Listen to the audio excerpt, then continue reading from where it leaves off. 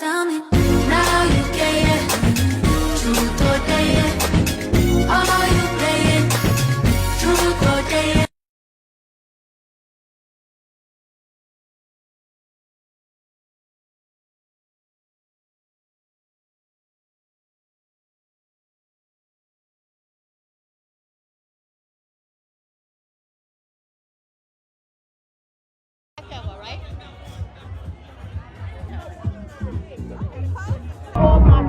Right?